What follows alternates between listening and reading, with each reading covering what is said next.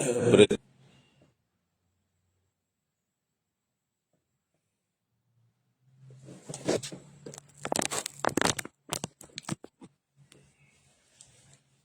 Praise the Lord। ପ୍ରଭୁଙ୍କୁ ଧନ୍ୟବାଦ ଦିଏ ଏ ପ୍ରାତଃ ସକାଳ ପାଇଁ ଆଉ ପ୍ରଭୁଙ୍କର ଉପସ୍ଥିତି ମଧ୍ୟରେ ଆମେ ଆଗକୁ ବଢ଼ିବା। ବାସ୍ତବରେ ପ୍ରଭୁ ଆମମାନଙ୍କୁ ହସ୍ପିଟାଲିଟି ବିଷୟରେ ଅନେକ ବିଷୟ ଆମମାନେ ଶିକ୍ଷା ଗ୍ରହଣ କରୁଛେ। ଆଜିର ଚିନ୍ତନ ମଧ୍ୟ ସେ ହସ୍ପିଟାଲିଟି ଉପରେ ରହିବ। ତେଣୁକରି ଆମେ ଶୁଣୁଥିଲେ ହସ୍ପିଟାଲିଟି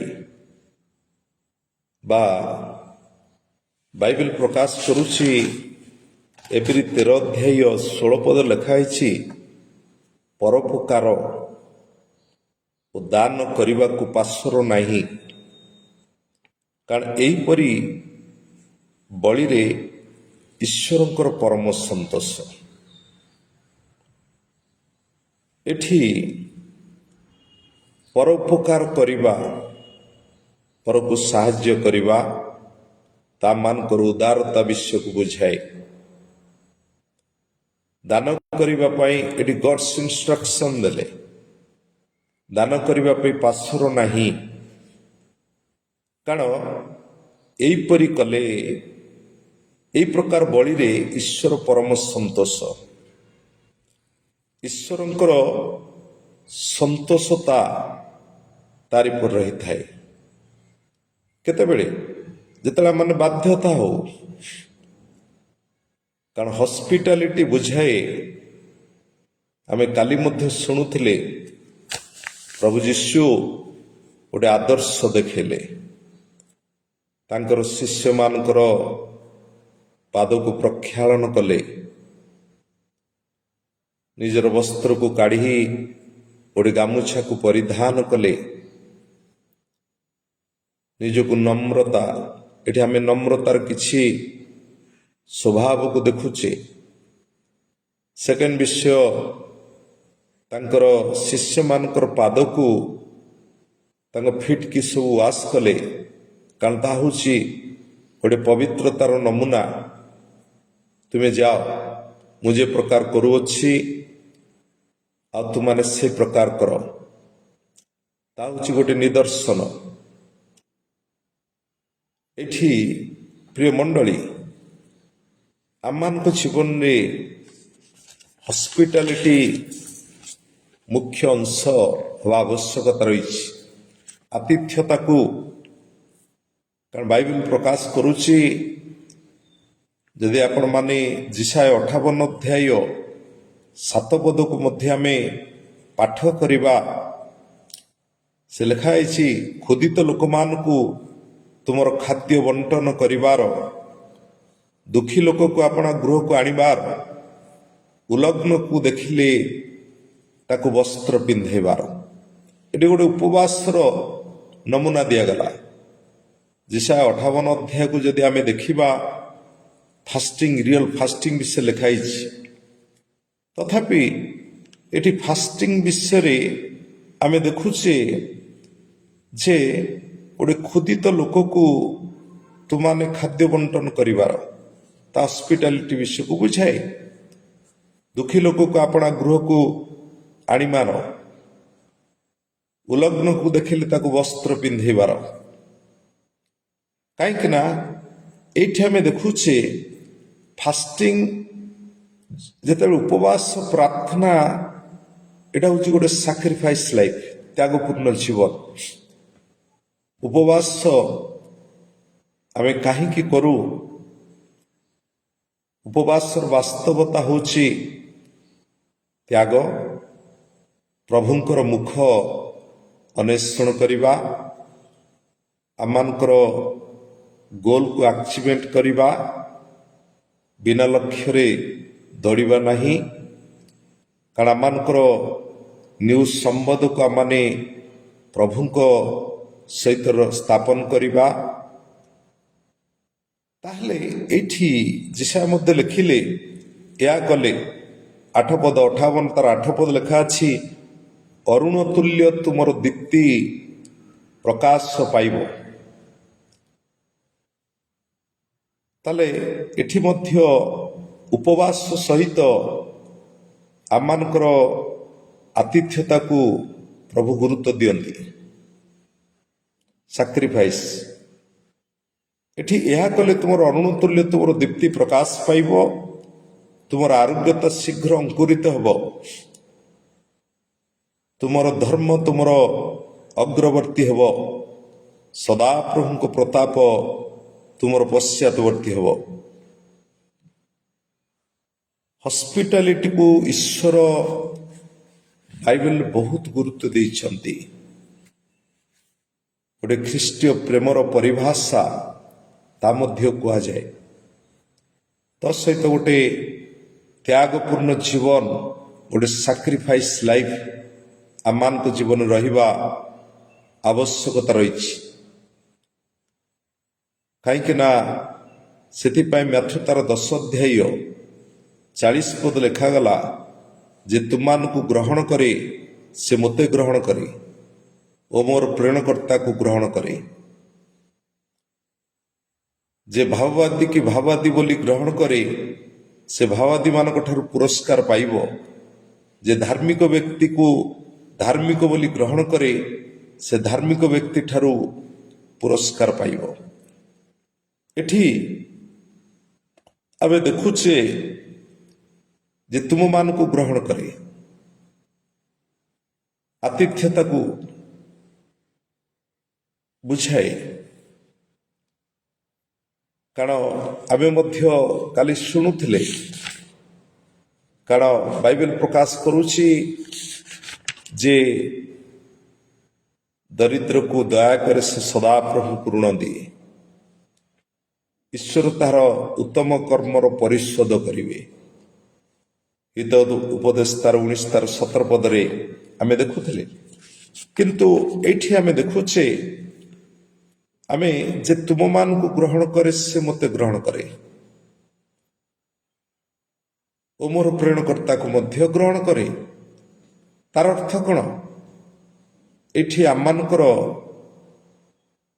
ଈଶ୍ୱରଙ୍କର ଗୁଣ ସ୍ୱଭାବ ଆମମାନଙ୍କ ପାଖରେ ରହିବା ଆବଶ୍ୟକତା ରହିଛି। ଯେତେବେଳେ ଆମମାନେ ଈଶ୍ୱରଙ୍କ ଗୁଣ ତାଙ୍କର ସ୍ୱଭାବକୁ ଧାରଣ କରୁ ତାହେଲେ ଅବଶ୍ୟଲି ତାଙ୍କ ବାକ୍ୟର ବାଧ୍ୟତା ଆମମାନେ ହୋଇଥାଉ।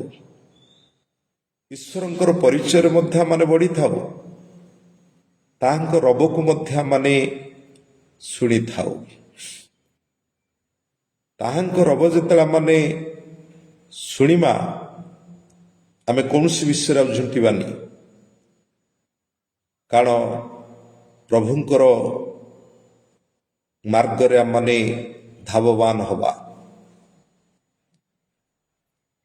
ଈଶ୍ୱର ଆମମାନଙ୍କୁ ତାହାଙ୍କ ରାସ୍ତାରେ କଢ଼େଇ ନିଅନ୍ତି। ପ୍ରିୟ ଈଶ୍ୱରଙ୍କ ଲୋକମାନେ ଅନ୍ତିମ ସମୟ ଆମମାନେ ପ୍ରଭୁଙ୍କ ରବକୁ କି ପ୍ରକାର ଶୁଣିବା, ପ୍ରଭୁଙ୍କର ଉପସ୍ଥିତି ମଧ୍ୟରେ ରହିବା, ପ୍ରଭୁଙ୍କର ବାକ୍ୟକୁ ଆମମାନେ ପାଳନ କରିବା। କାରଣ ସେଥିପାଇଁ ଆଉ ସାଧୁ ଜୋନ ମଧ୍ୟ ପ୍ରକାଶିତ 2 ଅଧ୍ୟାୟରେ ଲେଖିଲେ, ଏଫେସୀ ମଣ୍ଡଳୀ ନିକଟକୁ ପତ୍ର, ତୁମର ଆଦ୍ୟ ପ୍ରେମ ତୁମେ ପରିତ୍ୟାଗ କରିଅଛ। କେଉଁଠାରୁ ପତନ ହୋଇଛି ତାହା ସ୍ମରଣ କର, ଅନୁତାପ କର, ନହେଲେ ଆମେ ଆସି ତୁମର ପ୍ରଦୀପ ତୁମର ସେ ପ୍ରଦୀପକୁ ସ୍ୱସ୍ଥାନରୁ ଘୁଞ୍ଚେଇ ଦେବୁ। ଜଣେ କେତେବେଳେ ଈଶ୍ୱରଙ୍କର ଉପସ୍ଥିତିରୁ ଜଣେ ଯେତେବେଳେ ବାହାରକୁ ଚାଲିଯାଏ ତାହେଲେ ସେ ଅନେକ ବିଷୟକୁ ହରେଇ ବସେ। ନା ଈଶ୍ୱରଙ୍କ ରବ ଶୁଣିପାରିବା, ନା ଈଶ୍ୱରଙ୍କ ମାର୍ଗରେ ଆମମାନେ ଧାବମାନ ହେବା, ନା ଈଶ୍ୱରଙ୍କ ସହିତ ଆମମାନଙ୍କର ନିଗୁଢ଼ ସମ୍ପର୍କକୁ ସ୍ଥାପନ କରିବା। ତ ଏଇଠି ତା ସହିତ ମଧ୍ୟ ହସ୍ପିଟାଲିଟି, କାରଣ ଆମମାନଙ୍କର ସ୍ପିରିଚୁଆଲିଟି ଉପରେ ବହୁତ ଇଫେକ୍ଟ ପଡ଼େ। ଆମେ ଯେତେବେଳେ ହସ୍ପିଟାଲିଟି କି ଜଣେ କେତେବେଳେ ପ୍ରଭୁଙ୍କ ରବତ ଶୁଣିଲେ ଆତିଥ୍ୟତାକୁ ଗୁରୁତ୍ୱ ଦେବା, ତାହା ବାଇବେଲ ପ୍ରକାଶ କରୁଛି ତା ପ୍ରେମ ସହିତ ସମ୍ବନ୍ଧ, ପ୍ରେମର ପରିଭାଷାକୁ ବୁଝାଏ। ତାର ଅର୍ଥ ହେଉଛି ଏଠି ଗଡଲି ନେଚର, ଈଶ୍ୱରଙ୍କର ସ୍ୱଭାବ ମଧ୍ୟ ଆମମାନଙ୍କ ଠାରେ ରୁହେ। ତା ହେଉଛି ଆମମାନେ ଗୋଟେ ସ୍ପିରିଚୁଆଲି ମେଣ୍ଟେନ୍ କରୁ, ଗୋଟେ ଆତ୍ମିକତାକୁ ଆମମାନେ କ'ଣ କରୁ, ଧରି ରଖୁ ଏଭ୍ରିଡେ, ପ୍ରତ୍ୟେକ ଦିନ। ତାହେଲେ ସେଥିପାଇଁ ମ୍ୟାଥୁ ଲେଖିଲେ, ମ୍ୟାଥୁ 10:41 ଯେ ଭାବବାଦୀ କି ଭାବବାଦୀ ବୋଲି ଗ୍ରହଣ କରେ ସେ ଭାବବାଦୀମାନଙ୍କ ଠାରୁ ପୁରସ୍କାର ପାଇବ। ଯେ ଧାର୍ମିକ ବ୍ୟକ୍ତି କି ଧାର୍ମିକ ବୋଲି ଗ୍ରହଣ କରେ ସେ ଧାର୍ମିକ ବ୍ୟକ୍ତି ଠାରୁ ପୁରସ୍କାର ପାଇବ। ଏଠି ହସ୍ପିଟାଲିଟି ବିଷୟ ଲେଖାଗଲା। ଆତିଥ୍ୟତାକୁ ମ୍ୟାଥୁ ବହୁତ ଗୁରୁତ୍ୱ ଦେଲେ। କାରଣ ଦେଖନ୍ତୁ, ଯଦି ଆମେ ଆଉ ଗୋଟେ କାହାଣୀ ଦେଖିବା, ଲୁକ ତାର 10:30-37 ଭିତରେ, ଆଉ ସେଠି ହସ୍ପିଟାଲିଟିକୁ ବେଶ କରି ଏହି ପ୍ରସଙ୍ଗ ବା ଏହି ବାକ୍ୟ ଲିଖିତ ଅଛି। ଏଠି ଦୁଇଟି ପ୍ରେମ ବିଷୟରେ। ଫାଷ୍ଟ ଲଭ୍, ଈଶ୍ୱରଙ୍କୁ ଆମମାନେ କରିବା ଆବଶ୍ୟକତା ରହିଛି। ସେକେଣ୍ଡ ଲଭ୍ ହେଉଛି ଆମମାନେ ଆପଣା ପ୍ରତିବାସୀକୁ ଆତ୍ମତୁଲ୍ୟ ପ୍ରେମ କରିବା। ତାପରେ ପ୍ରଭୁ ଏଠି ଗୋଟେ ପ୍ରସଙ୍ଗ ପାରାବୋଲ ଦେଲେ। ଜଣେ ଲୋକ ଜେରୁସାଲେମରୁ ଜିରୋକୁ ଯାଉ ଯାଉ ଡକାୟତ ମାନଙ୍କ ହାବୁଡ଼ରେ ପଡ଼ିଲା। ଡକାୟତ ମାନେ ତାହାକୁ ତାର ବସ୍ତ୍ରକୁ ଛଡ଼େଇ ତାକୁ ଦରମରା ଅବସ୍ଥାରେ ଛାଡ଼ି ଚାଲିଗଲେ। ଏଠି ପ୍ରିୟ ଈଶ୍ୱରଙ୍କ ଲୋକମାନେ, ବାଇବେଲ ପ୍ରକାଶ କରେ ଜଣେ ଯାଜକ ଯେତେବେଳେ ଦେଖିଲେ ଗୋଟେ ଲୋକ ସେ ଦରମରା ଅବସ୍ଥାରେ ପଡ଼ିଛି, ତାକୁ ଦେଖି ସେ ଆର ପାଖ ଦେଇ ସେ ଚାଲିଗଲେ। ପ୍ରଥମ ବିଷୟ ଆମେ ଜାଣିବା ଦରକାର ଯେ ମୁଁ ବାସ୍ତବରେ ରୁଟିର ଘରେ ରହିଛି ନା ନାହିଁ। କାରଣ ଜଣେ ଲୋକ ଯେତେବେଳେ ଜେରୁସାଲେମକୁ ତ୍ୟାଗ କରୁଛି, ଆଉ ସିଏ ଜିରିହ ନଗରକୁ ଯାଉ ଯାଉ ସେ ଡକାୟତ ମାନଙ୍କ ହାବୁଡ଼ରେ ପଡୁଛି, ତାହେଲେ ଆମମାନେ ଯେତେବେଳେ ରୁଟିର ଘର ତ୍ୟାଗ କରୁ, ସେତେବେଳେ ଡକାୟତ ହେଉଛି ଶୈତାନ। ସେମାନଙ୍କ ଶରୀରରେ ଆଘାତ କରେ। ଗୋଟେ ବିଷୟ ହେଲା, ପ୍ରିୟ ଈଶ୍ୱରଙ୍କ ଲୋକମାନେ, ରୁଟିର ଗୃହକୁ ନଈମି ଯେତେବେଳେ ଦୁର୍ଭିକ୍ଷ ଆସିଲା, ସେ ରୁଟିର ଘରକୁ ସେ ଛାଡ଼ିଲା। ତାର ସ୍ୱାମୀ, ତାର 2 ପୁତ୍ର ମଧ୍ୟ ଚାଲିଗଲେ। କାରଣ ଆମମାନେ ରୁଟିର ଘରକୁ କେବେ ବି ଛାଡ଼ିବାନି। ଯେଉଁ ଘରେ ଆମମାନଙ୍କୁ ଶାନ୍ତି ମିଳେ, ଯେଉଁ ଘରେ ଆନନ୍ଦ ମିଳେ, ଯେଉଁଠି ଖୁସି, ଯେଉଁଠି ଆମମାନଙ୍କୁ ଖାଦ୍ୟ ମିଳେ। ଆଜି ଗୋଟେ ମଣ୍ଡଳୀ ଆମମାନଙ୍କର ସେ ରୁଟିର ଗନ୍ତା ଘର। ଈଶ୍ୱରଙ୍କ ଲୋକମାନଙ୍କ ପାଇଁ ନୀତି ଆଦର୍ଶର ଆଉ ଗୋଟେ ଅନୁପ୍ରାଣିତ ହେବା ପାଇଁ ସେ ରୁଟିର ଘର। ମଣ୍ଡଳୀ ଆମମାନଙ୍କୁ ଶିକ୍ଷାର ଆଦର୍ଶରେ ଆମମାନଙ୍କୁ କଢ଼େଇ ନିଏ। ମଣ୍ଡଳୀ ଆମମାନଙ୍କୁ ଦିନ ପ୍ରତିଦିନ ଆତ୍ମିକ ସ୍ତରରେ ବଢ଼ିବା ପାଇଁ ଆମମାନଙ୍କୁ ସାହାଯ୍ୟ କରେ। ମଣ୍ଡଳୀ ଠାରୁ ଆମମାନେ ନିପୁଣତା ଲାଭ କରୁ। ମଣ୍ଡଳୀ ଆମମାନଙ୍କୁ ଆଉ ପରିପକ୍ୱତା, ବାଲ୍ୟ ଅବସ୍ଥାକୁ ତ୍ୟାଗ କରି ଆମମାନେ ପରିପକ୍ୱତା ଲାଭ କରୁ।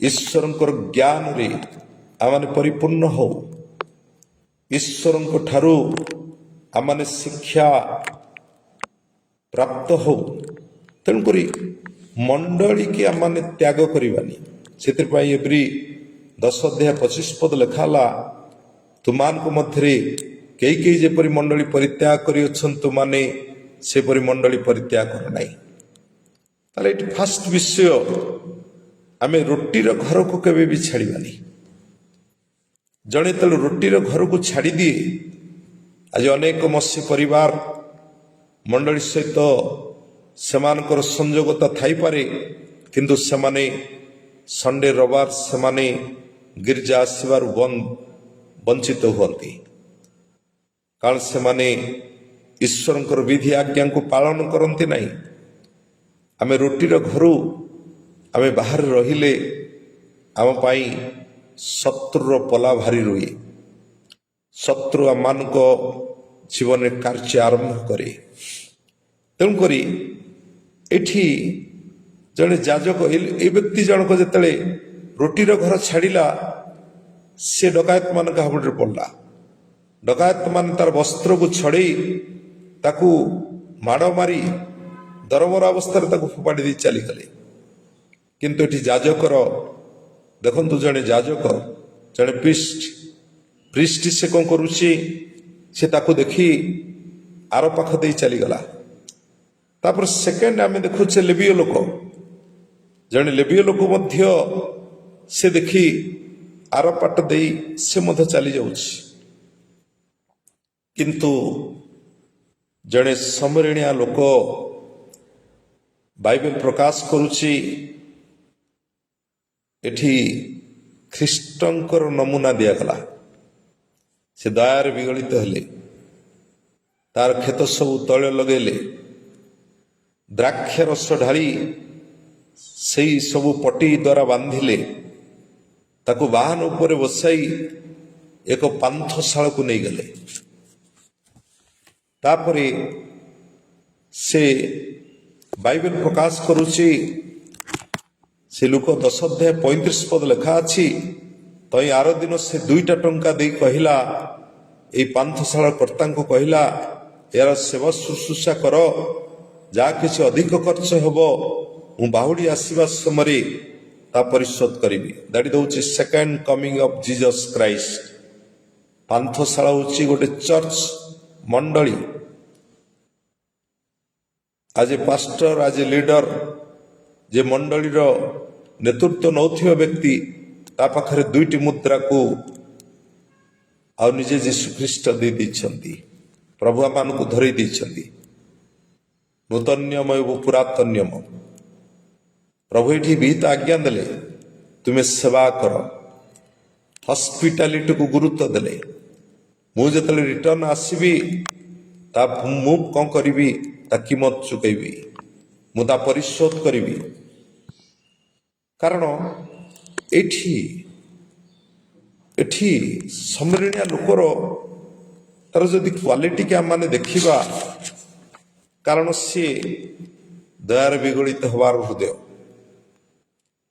खेत सब तले से कौन करुच्ची द्राक्षारस ढाली से सब बांधि दौची एठी ये सब गुण स्वभाव रहिबा आमान पाखरे आवश्यकता कहीं सेथिपाई यीशु ए पाराबुल मध्य आतिथ्यता को अधिक गुरुत्व देले ताहले आमान को जीवन रे हॉस्पिटालिटी सेथिपाई प्रथम पितर 4 अध्याय 9 पदर लेखागला कुंठित न होई परस्पर आतिथ्यता कर कारण सेथिपाई लोक 14 अध्याय 12-14 पद जदि आपण माने भोज विषय लेखाई प्रभु भोज प्रस्तुत कले आउ से भोजरे प्रभु आज्ञा देले दरिद्र पंगु खंज अंध मान को निमंत्रण कर ताले तु माने धन्य हब कारण ସେମାନଙ୍କର ପ୍ରତିଦାନ କରିବା ନିମନ୍ତେ ସେମାନଙ୍କ ପାଖରେ କିଛି ନଥାଏ। That is the hospitality. କାରଣ ଏଇଠି ଆମମାନଙ୍କ ଜୀବନରେ ହସ୍ପିଟାଲିଟି ମୋଷ୍ଟ ଇମ୍ପୋର୍ଟାଣ୍ଟ। ଅନ୍ତିମ ସମୟରେ ପ୍ରେମର ପରିଭାଷାକୁ ମଧ୍ୟ ବୁଝାଏ। ତା ଗୋଟେ ଖ୍ରୀଷ୍ଟୀୟ ଜୀବନର ହସ୍ପିଟାଲିଟି ଦ୍ୱାରା ହିଁ ପ୍ରଭୁ ମଧ୍ୟ ସନ୍ତୋଷତା ବା ସେମାନଙ୍କ ଉପରେ ସନ୍ତୁଷ୍ଟି ପ୍ରକାଶ କରିଥାନ୍ତି। ସେଥିପାଇଁ ସାଧୁପ୍ରେରିତ ପାଉଲ କଲୋସୀ 3:23 ସେ ଗୋଟେ ବିଷୟ ଲେଖିଲେ, ତୁମାନେ ଯାହା କିଛି କର ପ୍ରଭୁଙ୍କ ନିମନ୍ତେ କଲା ପରି ତାହା ଅନ୍ତର ସହିତ ତାହା କର, ମନୁଷ୍ୟ ନିମନ୍ତେ କଲା ପରି ତାହା କର ନାହିଁ। ପ୍ରିୟ ଈଶ୍ୱରଙ୍କ ଲୋକମାନେ, ଆମମାନେ ପ୍ରଭୁଙ୍କ ନିମନ୍ତେ କିଛି କରିବା ପାଇଁ ହିଁ ପ୍ରଭୁ ଆମମାନଙ୍କୁ ମନୋନୀତ କରିଛନ୍ତି। ଅନ୍ତର ସହିତ ଆମମାନେ ପ୍ରଭୁଙ୍କ ନିମନ୍ତେ କିଛି କାର୍ଯ୍ୟ କରିବା। ବାଇବେଲ ପ୍ରକାଶ କରୁଛି, ମନୁଷ୍ୟ ନିମନ୍ତେ କଲା ପରି ତାହା କର ନାହିଁ। ମନୁଷ୍ୟକୁ ସନ୍ତୁଷ୍ଟ କଲା ପରି ଆମମାନେ କିଛି କରିବାନି। କେତେବେଳେ ଜଣେ ମନୁଷ୍ୟକୁ ସନ୍ତୁଷ୍ଟ କଲା ପରି କରେ, ଯେତେବେଳେ ଜଣଙ୍କର ସମ୍ବନ୍ଧ ଠିକ ରୁହେ ନାହିଁ, ସେ ଲୋକମାନଙ୍କୁ ଦେଖେଇଲା ଭଳି କାର୍ଯ୍ୟ କରେ। ଆସନ୍ତୁ ଈଶ୍ୱରଙ୍କ ଲୋକମାନେ, ଈଶ୍ୱରଙ୍କର ଚରିତ୍ର, ତାଙ୍କର ଗୁଣକୁ ଆମମାନେ ଧାରଣ କରିବା। ଈଶ୍ୱରଙ୍କ ସହିତ ଯୋଗସୂତ୍ରରେ ବଢ଼ିବା। ଈଶ୍ୱରଙ୍କ ସହିତ ଆମମାନଙ୍କର ସମ୍ବନ୍ଧକୁ ଦୃଢ଼ କରିବା। ଈଶ୍ୱରଙ୍କ ରବକୁ ଆମମାନେ ଶୁଣିବା ପାଇଁ ପ୍ରୟାସ କରିବା। ଆମମାନଙ୍କର ଆତିଥ୍ୟତା ଦ୍ୱାରା ହିଁ, ଆମମାନଙ୍କର ହସ୍ପିଟାଲିଟି ଦ୍ୱାରା ଆମମାନେ କ'ଣ କରିବା? ସର୍ଭ ଦ ପିପୁଲ, ସର୍ଭ ଦ ଗଡ୍। ଈଶ୍ୱରଙ୍କ ସେବା ହିଁ ହେଉଛି ବାସ୍ତବ, ମନୁଷ୍ୟର ସେବା ହିଁ ହେଉଛି ବାସ୍ତବ ସେବା। ତାକୁ ମଧ୍ୟ ଗୁରୁତ୍ୱ ଦେବା। ତ ବିଶେଷ କରି ପ୍ରଭୁଙ୍କୁ ଧନ୍ୟବାଦ ଦିଏ। ଆଉ ଏସବ ଚିନ୍ତନ ପାଇଁ ନିଶ୍ଚିତ ପ୍ରଭୁ ଆମମାନଙ୍କୁ ହସ୍ପିଟାଲିଟି ଉପରେ ଅନେକ ବିଷୟ ଆମମାନଙ୍କୁ ବାକ୍ୟ ଦ୍ୱାରା କଥା କହିଲେ। ଆମମାନେ ନିଶ୍ଚିତ ଭାବରେ ପ୍ରଭୁଙ୍କ ବାକ୍ୟ ଦ୍ୱାରା ଇନ୍ସପାୟାର, ଅନୁପ୍ରାଣିତ ହେବା ଆବଶ୍ୟକତା ରହିଛି। ଆଉ ଧନ୍ୟବାଦ ଦେଉଛି ପ୍ରଭୁ, ଆମେ ପୁଣି ଚିନ୍ତା କରିବା, ଆଉ ଗୋଟିଏ ସିରିଜ ମେସେଜ ପୁଣି ଦେଖିବା।